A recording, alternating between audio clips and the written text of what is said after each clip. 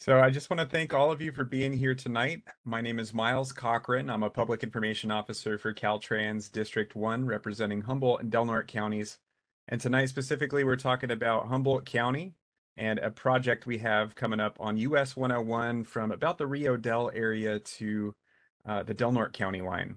On 101, it's just a beautiful stretch of highway with coastal views and with redwood trees and with some state parks, national parks, all kinds of beautiful scenery in this area.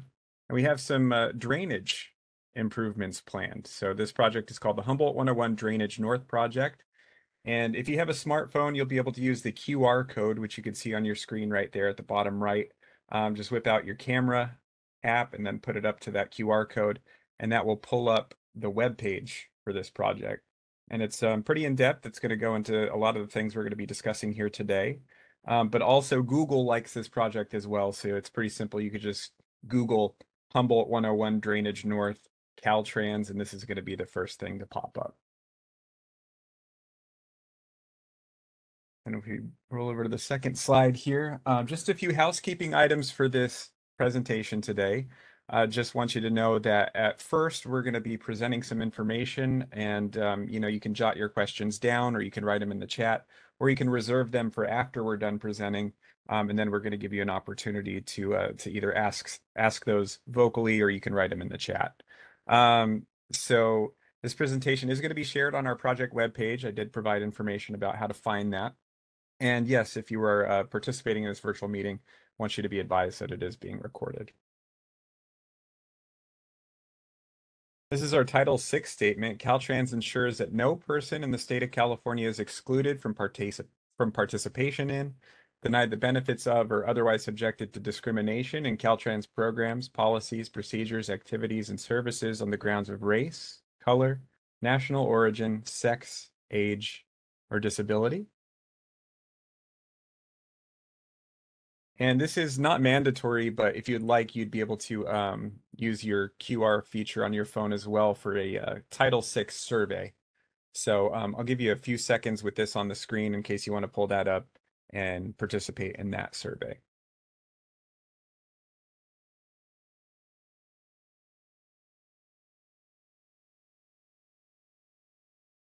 And without further ado, I want to introduce our presenter today. That's Stephen Umbertus. He's an environmental coordinator. Take it away, Stephen.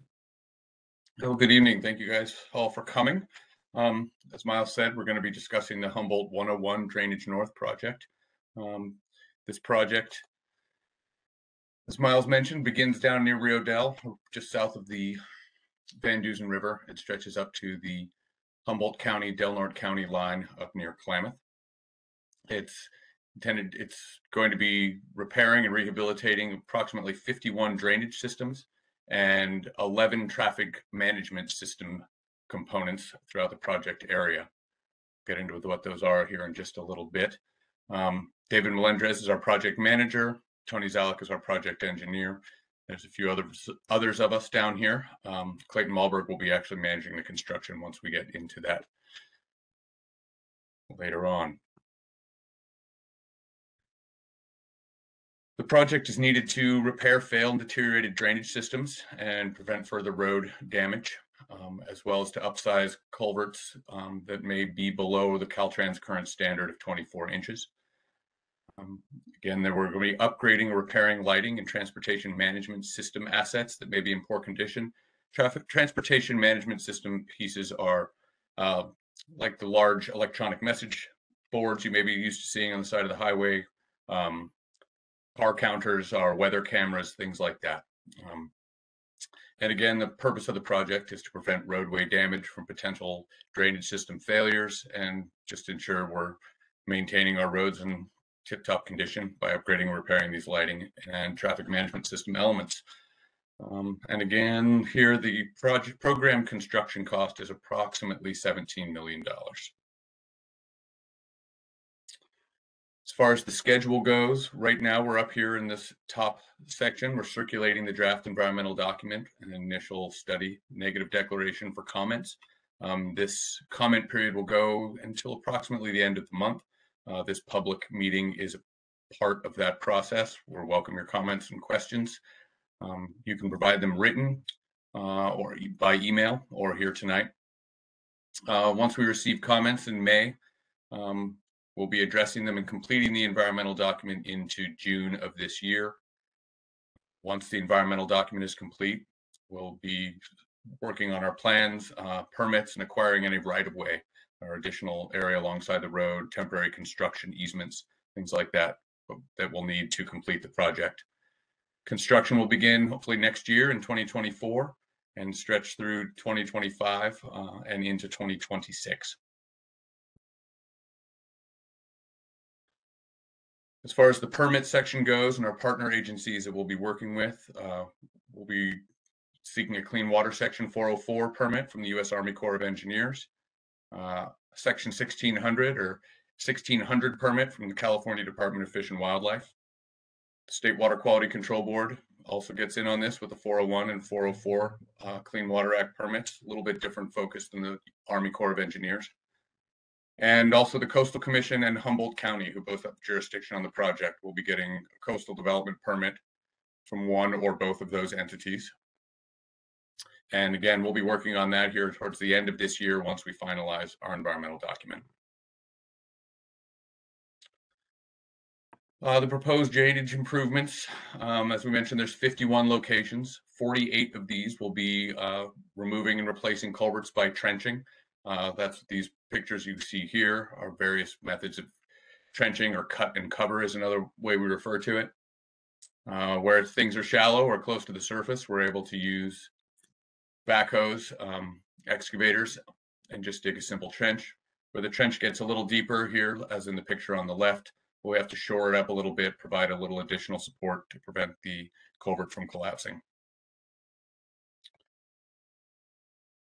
Few of these sites, I believe it's 3 of them, as mentioned before, will be jack and bore, which is a little bit more involved process. You can see here where a large machine actually drills a tunnel and drags a steel culvert through behind it.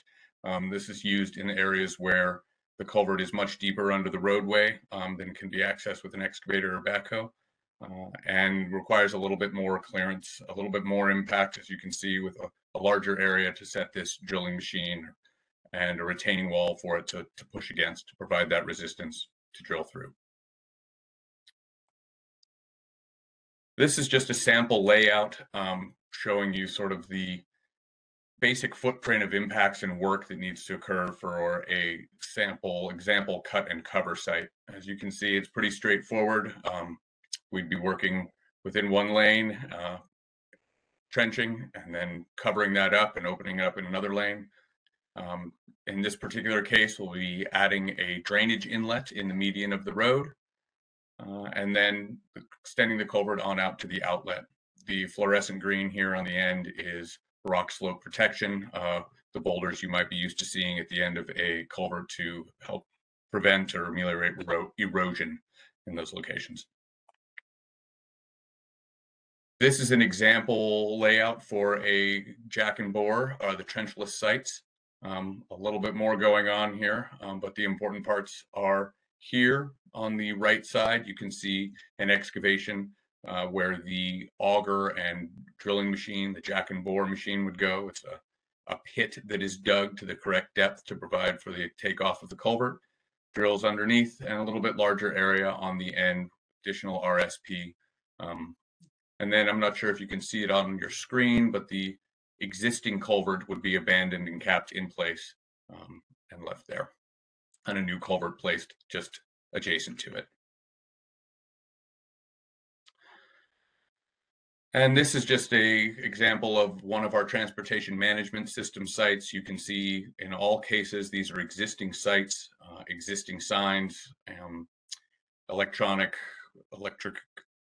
cupboards or closets there to hold the electrical equipment. These would be replaced, and in kind on site. There would be a lot of additional impacts associated with these sites. Traffic impacts are expected to be pretty minimal. We'll have one-way traffic control where there's only 2 lanes of traffic available, and then single lane closures where there's multiple lanes available in the same direction. We don't expect this to be major traffic impacts. We'll be working on this, keeping things moving as best we can. In terms of the environmental review, as mentioned, we're working on a negative declaration, sort of the lowest level CEQA document. This environmental review is required by CEQA, the California Environmental Quality Act, as well as NEPA, or the National Environmental Policy Act. And it's intended to evaluate potential impacts on the environment and disclose those to the public. As I mentioned, this type of CEQA document we're doing here is a negative declaration, which is just letting us know that we identified no significant impacts associated with this project. We will have less than significant impacts to biological resources, mostly in terms of tree removal around our outlets and inlets of our culverts, greenhouse gas emissions from the construction effort and the construction equipment, and hydrology and wetlands, just because we'll be working there in those drainage areas where these culverts are located. This document is available in person in a couple of different places. The Humboldt County Library in Eureka has a hard copy. The Oric Post Office has another. Our office in Eureka at 1656 Union Street, there's also a couple of them available for public review. And of course, as Miles mentioned, you can find this on the Caltrans website as well. If you're looking for more information, the project is available at this link, which would also come up if you Google the project. And you can also find Caltrans District 1 on social media. And so we look forward to hearing from you if you've got any additional questions or concerns about this project, or just want to talk to somebody about it. Miles or myself is always available. And if there's any additional questions at this point, I look forward to hearing from you now. Thank you. That's the end of this part of the presentation.